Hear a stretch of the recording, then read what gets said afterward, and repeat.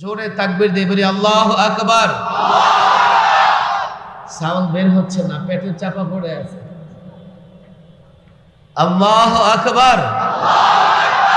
জোরে একসঙ্গে সকলে আল্লাহু আকবার। কেমন যেন আপনাদের এখানে নির্বাচন হয় না, আপনাদের সাউন্ড বসে গেছে, কমে গেছে। ভলিউমটা বাড়ান। বলেন আল্লাহু আকবার। আরো জোরে আল্লাহু আকবার। নারায়ে তাকবীর, লিল্লাহি তাকবীর। পৃথিবীতে নানা রাষ্ট্রে মুসলমানরা শান্তিতে আছে না কষ্টে আছে? গাজায় মুসলমানেরা শান্তিতে আছে না কষ্টে আছে? কাশ্মীরের মুসলমান শান্তিতে না অশান্তিতে? চীনের উইগরের মুসলমান শান্তিতে না অশান্তিতে? সিরিয়ার মুসলমান শান্তিতে না অশান্তিতে? ইরাক লিবিয়ার মুসলমান শান্তিতে না অশান্তিতে? আমাদের প্রতিবেশী রাষ্ট্রে মুসলমান শান্তিতে না অশান্তিতে? ঈদের দিন 11 জনের বাড়িঘর ভোলডুজার দিয়া ঘুরাইয়া দিছে, কেন? তাদের গড়ে গরুর গোশত পাওয়া গেছে। কথা ঠিক না বেঠিক? এটা আমার বক্তব্য নয়, বাংলাদেশের জাতীয় দৈনিকগুলো এই সংবাদ প্রচার করেছে। আমরা দেখেছি বাবরি মসজিদকে শহীদ করে ফেলা হয়েছে আমাদের পার্শ্ববর্তী দেশে। সেই দেশের মুসলমানরা শান্তিতে না অশান্তিতে? ইসলাম মানে যদি শান্তি হয়, মুসলমানরা শান্তিতে নাই কেন? মুসলমান রাষ্ট্রগুলোর কথা বাদই দিলাম, আপনি মুসলিম রাষ্ট্রগুলোর ভিতরে পরস্পর মুসলমানরা ভালো আছে? ঘরে মুসলমান ভালো আছে? পরিবারে মিল নাই, ভাইয়ে ভাইয়ে মিল নাই, এমনকি বাপ বেটায় মিল নাই, প্রতিবেশীর সঙ্গে সম্পর্ক নাই, মহল্লায় মহল্লায় মিল নাই। রাজনীতি নামের নোংরা কিছু জিনিস এইভাবে ঘরে ঘরে সমাজের সর্বত্র ছড়িয়ে পড়েছে। আজকে মুসলমানদের ভেতরে প্রকৃতপক্ষে শান্তি নাই। কথা ঠিক না বেঠিক? তাহলে এই প্রশ্ন আসে কিনা, হুজুর, ইসলাম যদি দুনিয়া আখেরাতের কল্যাণ এবং শান্তি হয়, তাহলে আমরা শান্তিতে নাই কেন? এমন একটা প্রশ্ন আসে কি আসে না? আমি বলি, দেখেন, আসলে ইসলামই কতটুকু আছে শান্তিতে থাকবো আমরা? আমাদের মধ্যে তো ইসলামই তেমন নাই। আমি একটা উদাহরণ প্রায় দিয়ে থাকি, ভালো করে শুনবেন। ব্যক্তি অ্যাক্সিডেন্ট করেছে, দৌড়ে গেছে হাসপাতালে, ডাক্তার তার ট্রিটমেন্ট করেছে, তার পায়ে আঘাত, আন্তরিকতার সঙ্গে খুব ভালো করে ডাক্তার চিকিৎসা করেছে। চিকিৎসা করে বলে দিয়েছে, এবার আপনি বাড়ি যান। কিন্তু মানুষ যখন অ্যাক্সিডেন্ট করে, গাড়ি ভাঙে, কাঁচ ভাঙে, তো তার দেহের নানা জায়গায় আঘাতপ্রাপ্ত হয়। তার হাতে আঘাত ডাক্তার দেখে নাই, তার পেটে আঘাত ডাক্তার খবর নেই নাই, তার পিঠে আঘাত ডাক্তার খবর নেই নাই, তার মাথায় আঘাত ডাক্তার তাও দেখে নাই, কিন্তু পাটাকে ডাক্তার ভালো করে চিকিৎসা করে দিয়েছে। এই ব্যক্তি কি সুস্থ না অসুস্থ?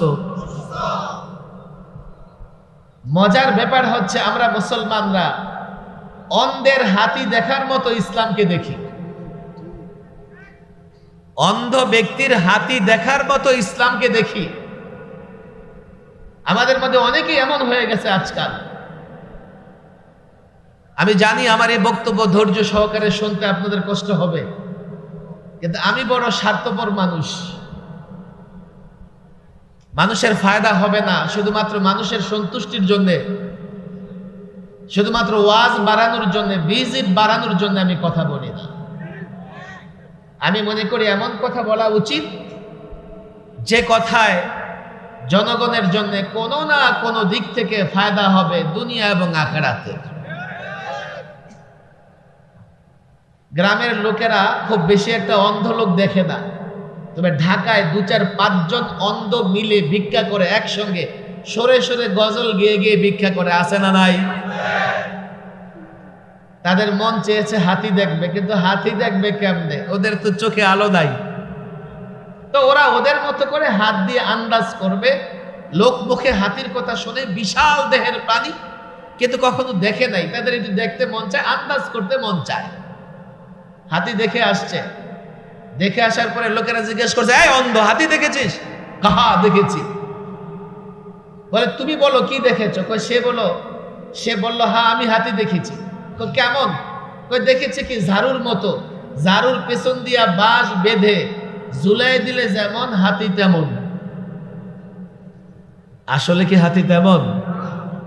এর মানে হচ্ছে হাতি দেখতে গিয়ে তার হাত পড়েছে কোথায়? বলেন না কোথায়? এখন লেজটা দেখতে অনেকটা ঝাড়ুর মতো না, সে মনে করেছে হাতি ঝাড়ুর মতো। আরেকজনকে জিজ্ঞেস করা হয়েছে, তুমি হাতি দেখেছো? হ্যাঁ আমি দেখেছি। কেমন? গাছের গোড়ার মতো।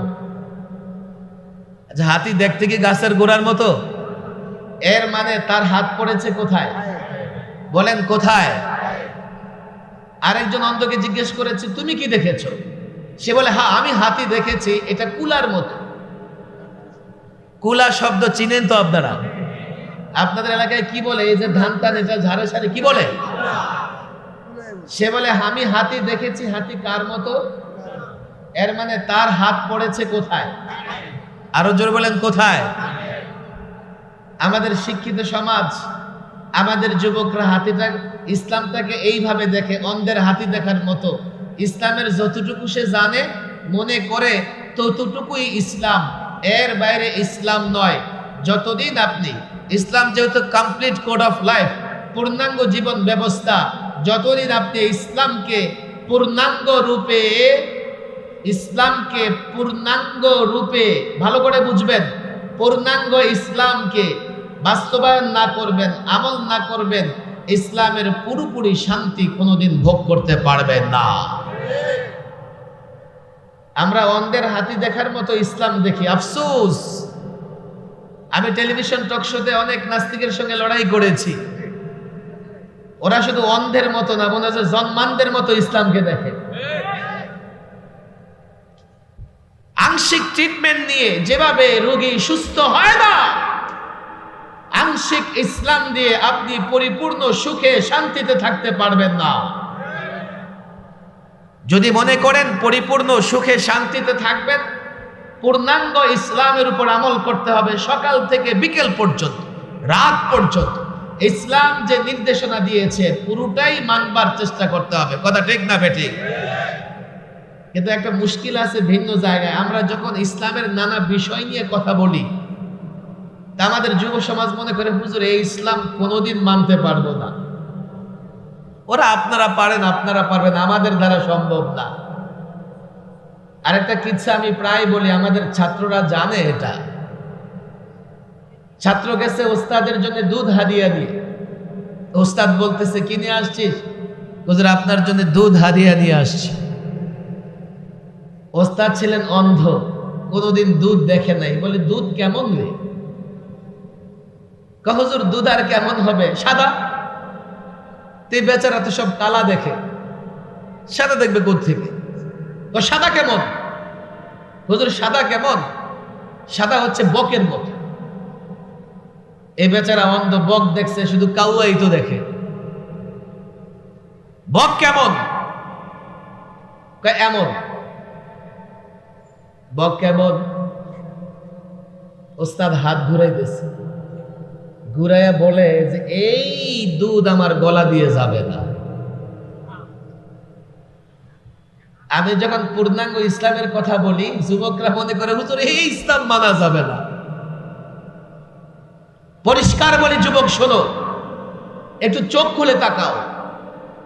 এখন গোটা পৃথিবী তোমাদের হাতের মুঠোয়, তোমাদের পকেটে।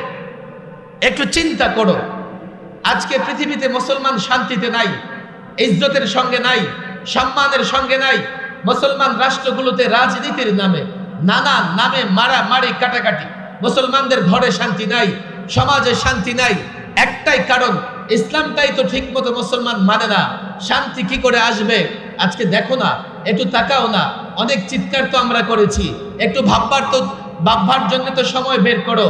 1.5 কোটি ইহুদি, 200 কোটি মুসলমান, অথচ 200 কোটি মুসলমান 1.5 কোটি ইহুদির বিরুদ্ধে লড়াই করার সাহস রাখে না। কারণ একটাই, নামে মুসলমান, সংখ্যায় মুসলমান। প্রকৃত মুসলমান যদি হতো তো বদরের ময়দানের দিকে তাকাও, 313 জন গোটা কাফের বাহিনীর বিরুদ্ধে দাঁড়িয়ে গেছে। 313 জন কেমন জানো? পেটে খাবার নাই, সোজা হয়ে দাঁড়াতে পারে না। তরবারি মাত্র কয়েকটা তরবারি, 2টা ঘোড়া। কাফের বাহিনী তৎকালীন সময়ের সর্বাধুনিক অস্ত্রে সুসজ্জিত। বিজয় মুসলমানদের হয়েছে, কেননা তারা পাক্কা মুসলমান ছিলেন। কথা ঠিক না বেঠে? পূর্ণাঙ্গ ইসলাম জানা এবং পূর্ণাঙ্গ ইসলামের উপর আমল করার দরকার আছে না নাই? যদিও আমি জানি আমার এই আলোচনা একটু কঠিন হবে আপনাদের জন্য। ওয়াজ আমার পরে আরো 3 জন আছে, ওনারা করবেন। আমি স্বার্থপর মানুষের মতো আমি কিছু মৌলিক কথা বলে দিতে চাই, যাতে এই মাহফিলে উপস্থিত ছাত্র এবং যুবকরা দায়ী হতে পারে, ইসলামের জিম্মাদারি পালন করতে পারে। আমি ওয়াজ করে চলে গেলাম, আপনি ঘরে চলে গেলেন, কালকে আপনি আপনার কাজ করলেন, আমি আমার কাজ করলাম। কোনদিন আমরা মুসলিমরা মুক্তি পাবো না, দুনিয়াতেও না, আখিরাতেও না। আমাদের সমস্যাগুলো চিহ্নিত করতে হবে, সেগুলোর সমাধান বের করতে হবে। তাহলে অতীতের সোনালী যুগের মুসলিমদের মতো আমরাও ইজ্জতের সঙ্গে জীবন যাপন করতে পারবো। এজন্য পূর্ণাঙ্গ ইসলাম জানা এবং পূর্ণাঙ্গ ইসলামের দাওয়াত প্রত্যেকটা যুবক, প্রত্যেকটা মানুষের কাছে পৌঁছানোর দরকার আছে না নাই? আপনাদের কষ্ট হচ্ছে না তো? রাত 12টা বেজে গেছে, 12টা পর্যন্ত থাকবো তো ইনশাআল্লাহ। লম্বা করে হাত উঠান সবাই। কয়টা আঙ্গুল আছে? কয়টা আঙ্গুল?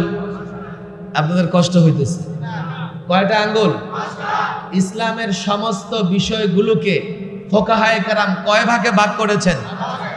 আরো জোরে জোরে জোরে কয় ভাগে? আরো জোরে কয় ভাগে? ইসলামের সমস্ত বিষয়গুলোকে ফুকাহায়ে কেরাম কয় ভাগে ভাগ করেছেন? আরো জোরে আরো জোরে বলেন। 1, আকায়েদ। আকায়েদ মানে কি? বিশ্বাস। আমরা বুঝি তো বিশ্বাস, ঈমান বুঝি তো, আছে না কোরআনে কারিমে? আমিনু বিল্লাহি ওয়া মালাইকাতিহি ওয়া কুতুবিহি ওয়া রুসুলিহি ওয়াল ইয়াউমিল আখির।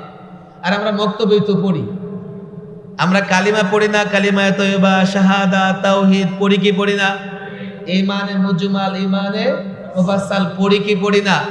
কি পড়ি? আমানতু বিল্লাহ ওয়া মালাইকাতিহি ওয়া কুতুবিহি ওয়া রুসুলিহি ওয়াল ইয়াউমিল আখির ওয়াল কদরি খায়রিহি ওয়া শাররিহি মিনাল্লাহি তাআলা ওয়াল বা'থি বা'দাল মাউত। পড়ি কি পড়ি না?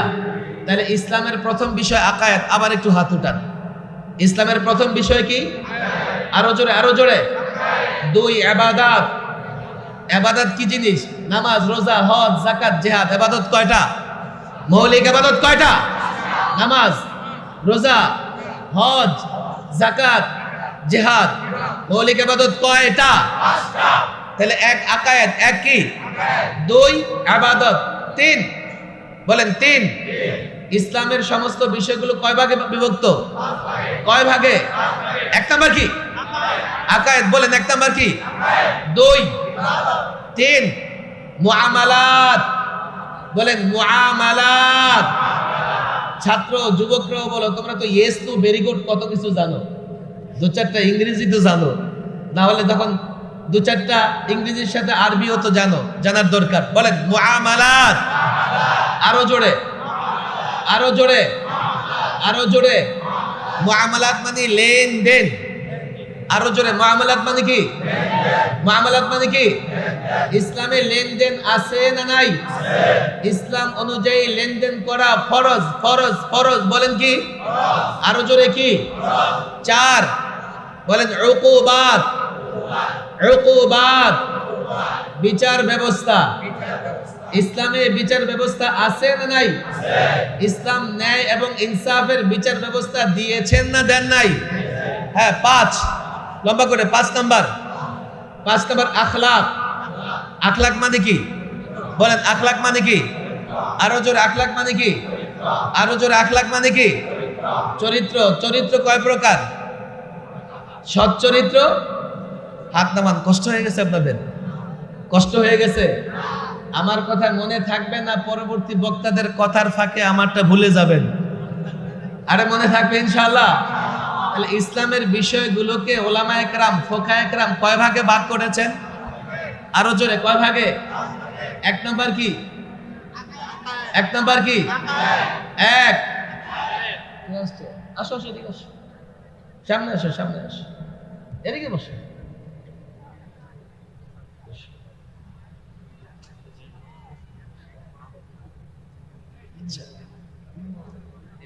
ইসলামের বিষয়গুলোকে কয় ভাগে ভাগ করেছেন ফোকায়ে কেরাম? আরো জোরে, আরো জোরে, কয় ভাগে? কয় ভাগে? আরো জোরে, কয় ভাগে?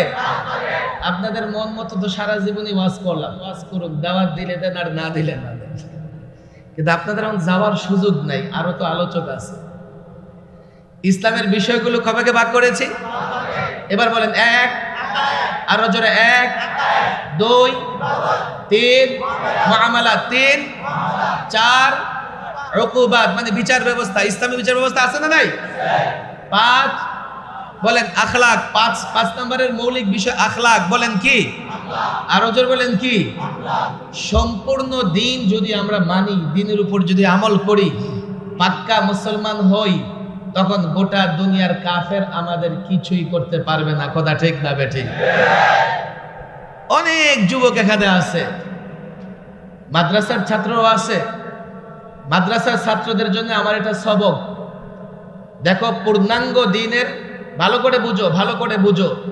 অন্ধের মতো হাতি দেখবার চেষ্টা করো না। জাতিকে অন্ধকারে রেখে হাতি দেখাবার চেষ্টা করো না। যদি এমন হয় তোমরা আলেম, তোমরা দিনের দায়ী, এই সমাজে থাকতে পারবে না। প্রায় বলি আমি জানি না এই জাতি সজাগ হবে কিনা। খ্রিস্টান পাদ্রী, খ্রিস্টানদের মৌলবীরা কোন রাষ্ট্রে বসবাস করে? ভ্যাটিকান সিটি, পৃথিবীর সবচেয়ে ক্ষুদ্র রাষ্ট্র, এবং সেখানে কোনো নারী প্রবেশ করতে পারে না।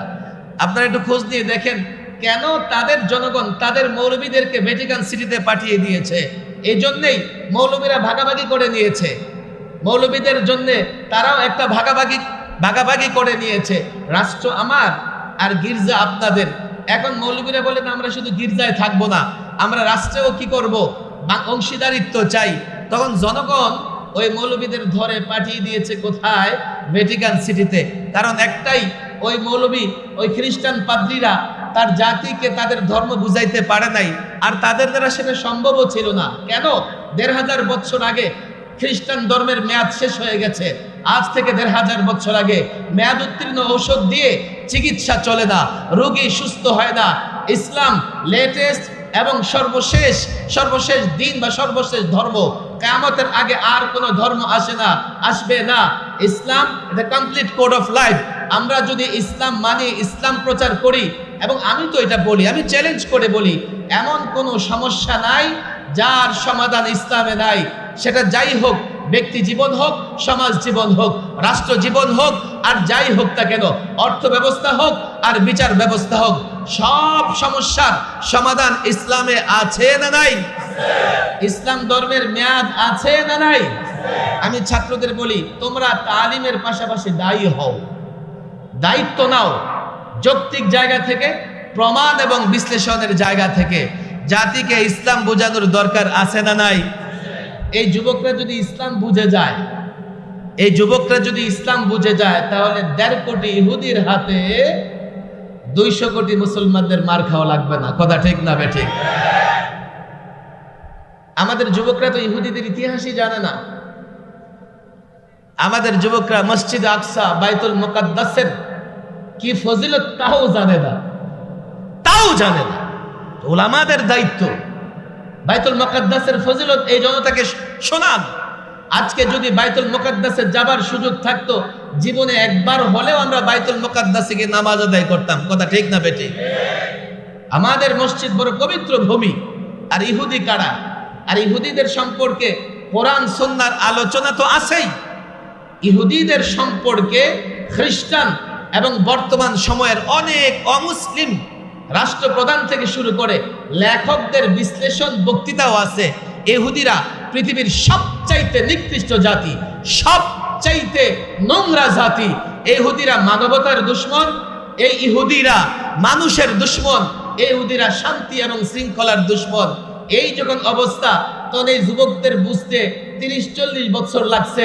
আজকে আমরা দেখি সরকারি দলের ছাত্র সংগঠনও ফিলিস্তিনের পক্ষে কথা বলে, কথা ঠিক না বেঠিক? আর আমরা যখন কথা বলেছি আমাদেরকে তারা তিরস্কার করেছে, মেহমানখানায় নিয়ে এই প্রশ্ন ওই প্রশ্ন করে, আপনারা কেন এগুলো নিয়ে কথা বলেন? পরিষ্কার বলি আমি এই কথাগুলো, আমি আলেমদেরকে বলি, দেখেন আজকে আপনি একটা কথা বলবেন, হতে পারে সমাজের যুবকের ভালো লাগবে না, কিন্তু এই যুবক যখন একটা দিন বুঝবে যে না আলেম সঠিক বলেছে, তো আপনার পায়ে পড়ে থাকবে, আপনার বিরোধিতা করবে না, কথা ঠিক না বেঠিক? এই যুবকদেরকে ইসলাম বোঝানোর দরকার আছে না নাই? আমরা যদি ইসলাম মানি শান্তিতে থাকবো। আমি কিছু কথা প্রায় বলি, আমি মিডিয়া তোমাদেরকেও বলি, এগুলো প্রচার করো। ইসলাম সুন্দরের ধর্ম, ইসলাম সৌন্দর্যের ধর্ম, ইসলাম ন্যায়ের ধর্ম, ইসলাম ইনসাফের ধর্ম, ইসলাম সুষম অর্থ ব্যবস্থার ধর্ম, ইসলাম ন্যায় বিচারের ধর্ম, ইসলাম শান্তির ধর্ম, ইসলাম বিজয়ের ধর্ম। এই যুবক ব্যবসা করতে চাও, বাধা নাই। তুমি রাজনীতি করতে চাও, বাধা নাই। তুমি রাজনীতি করো, ইসলাম মেনে করো। ব্যবসা করো, ইসলাম মেনে করো। ইসলাম মেনে ব্যবসা করবা, দুনিয়াতেও লাভবান, আখিরাতেও লাভবান। ইসলাম মেনে রাজনীতি করবা তো 56,000 বর্গ মাইলের বাংলাদেশের নেতৃত্ব নয়, গোটা পৃথিবীর নেতৃত্ব দিতে পারবে।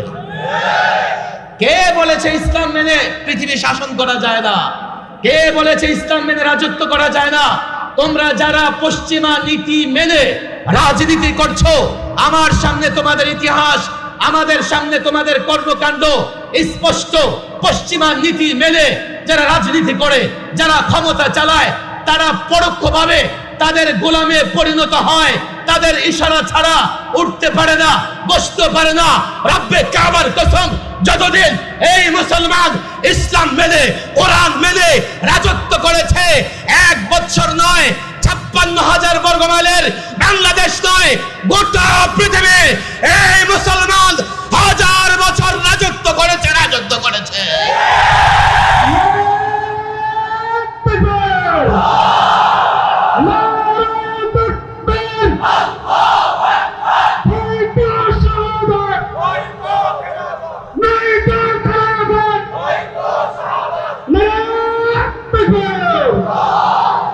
আমি যুবকদের বলি, তারা বলবে হুজুর আপনি কোত্থেকে বলেন? তোমার পকেটে মিস্টার অ্যান্ড্রয়েড আছে, মিস্টার গুগলকে বলো, এই গুগল তুমি আমাকে জানাও তো দেখি মুসলমানদের রাষ্ট্র পরিচালনার ইতিহাস তুমি আমাকে বলো।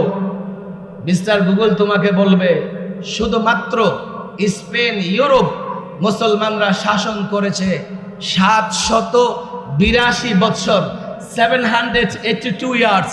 শুধুমাত্র স্পেন, ইউরোপ মুসলমানরা শাসন করেছে। আজকে প্রতিবেশী দেশ কথায় কথায় নাগরিকত্বের আইন করে মুসলমানদের বের করে দাও, বাংলাদেশি বের করে দাও, বাঙালি বের করে দাও, মসজিদ শহীদ করে দাও, মুসলমানদের স্থাপনার নাম পরিবর্তন করে ফেলো, নানা রকমের উদ্যোগ দেয়, নানা রকমের ষড়যন্ত্র করে। আমি তোমাদের বলি, আজও তারা মুসলমানদের ইতিহাস ঐতিহ্য ছাড়া নিজেদের পরিচয় দিতে পারবে না। তারা যখন পরিচয় দেয়, লাল কেল্লার পরিচয় দেয়, মুসলমানদের স্থাপনা কুতুব মিনারের কথা বলে, মুসলমানদের স্থাপনা আগ্রা তাজমহলের কথা বলে, মুসলমানদের স্থাপনা, তারা তাদের ইতিহাস ঐতিহ্যের কথা বলে। তাদের ইতিহাস জুড়ে, তাদের ঐতিহ্য জুড়ে একটা মুসলিম গোত্র, শুধুমাত্র মোগলরা 400 বছর রাজত্ব করেছে।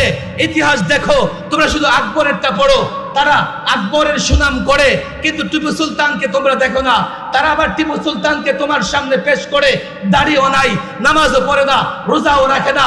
রব্বে কাবার কসম, এক একটা মুসলিম শাসক, টিপু সুলতান তাহাজ্জুদ গুজার ছিলেন, আল্লাহওয়ালা ছিলেন, বুজুর্গ ছিলেন, অনেক মুসলিম রাষ্ট্র আওরঙ্গজেব আলমগীরের কথা বলো, হিন্দুস্তান শাসন করেছে, তারা বলতে পারে তোমরা জোর করে বাবরি মসজিদ প্রতিষ্ঠা করেছো, এখানে রাম মন্দির ছিল, তোমরা জোর করে মুসলমান বানিয়েছো।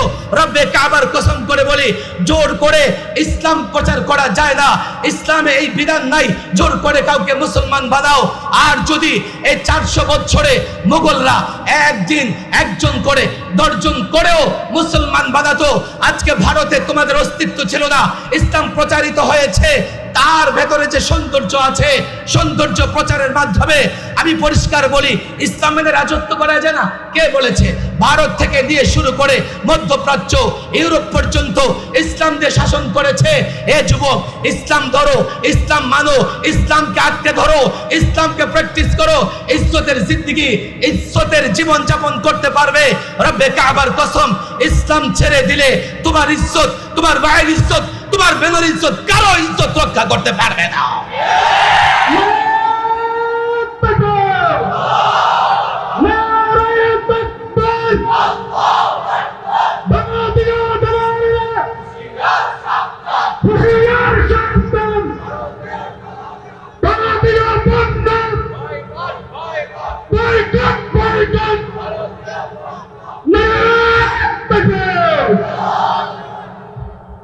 বলা হয় যে বর্ডারের দরকার কি, আমরাও বলি বর্ডারের দরকার নাই। গোটা পৃথিবী আমাদের, আমরা গোটা পৃথিবী শাসন করেছি, কিন্তু যারা আমাদেরকে চতুর্দিকে কাঁটাতারের বেড়া দিয়ে রাখে, আমি বর্ডার খুলে দিলে আমার লাভ কি? ওরা যদি আমারে কাঁটাতার দিয়ে বেড়া দিয়ে রাখে, তো আমি বর্ডার খুলে দিলে তো যেতে পারবো না, তাদের কাঁটাতারে আমার ফেলানির লাশ ঝুলতে থাকবে। যুবকদের পরিষ্কার বলে, নিজেদের ভেতরে দ্বন্দ্ব নয়, মারামারি নয়, প্রস্তুতি নাও সর্বাত্মক লড়াইয়ের। আর এই লড়াই হবে, একদিকে ইসলাম, আরেকদিকে কুফর, একদিকে ঈমান, আরেকদিকে কুফর। এই লড়াই হবে, যে লড়াইয়ের শেষ কাফেলা মাহাদির সঙ্গে, হযরতে মাহাদির সঙ্গে গোটা দুনিয়ার কুফফারের সঙ্গে লড়াই করবে। ভুলে যাও নিজেদের ভেতরে মত পার্থক্য, ভুলে যাও, সর্বাত্মক লড়াইয়ের প্রস্তুতি নাও। রব্বে কাবার কসম, আগামীর লড়াইয়ে গোটা পৃথিবীতে ইসলামের পতাকা উড্ডীন হবে, উড্ডীন হবে, উড্ডীন হবে।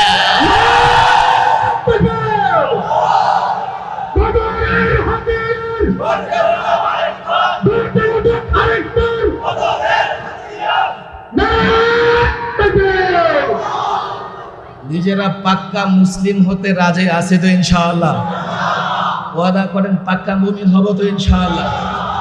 পাক্কা মুমিন হব তো ইনশাআল্লাহ? অনেক আলোচক আলোচনা করবেন, ইসলামের যে বিষয়গুলো বলছি ভুলে যাব না তো ইনশাআল্লাহ? এগুলো অন্তরে গাথাই করে বাড়ি পর্যন্ত নিয়ে যাব তো ইনশাআল্লাহ? আমরা প্রত্যেকেই মুআল্লিম, বলেন প্রত্যেকেই মুআল্লিম। যার ভেতরে দ্বীনের যতটুকু থাকে মানুষকে শিক্ষা দেব তো ইনশাআল্লাহ? আমরা প্রত্যেকে দায়ী। আমরা কি? আরো জোরে বলেন, প্রত্যেকে, প্রত্যেকে দ্বীনের দাওয়াতি কাজ করা ফরজ। সাহাবায়ে কেরাম আরাফাতের ময়দান থেকে রাসূলুল্লাহ যখন বলেছিলেন ফালিউবাল্লিগিশ শাহিদু মিনকুমুল গায়বা, অনেকে সেখান থেকে গোটা দুনিয়া ছড়িয়ে পড়েছিলেন, আর মদিনাতে ফিরে যাবার সুযোগ পান নাই। আমরা ইসলামের দায়ী হব তো ইনশাআল্লাহ? যতটুকু ইসলাম জানি প্রচার করবার চেষ্টা করব তো ইনশাআল্লাহ? আল্লাহ তাবারক ওয়া তাআলা তৌফিক দান করুন। ওয়া মা তাওফীকি ইল্লা বিল্লাহ ওয়া মা আলাইনা ইল্লাল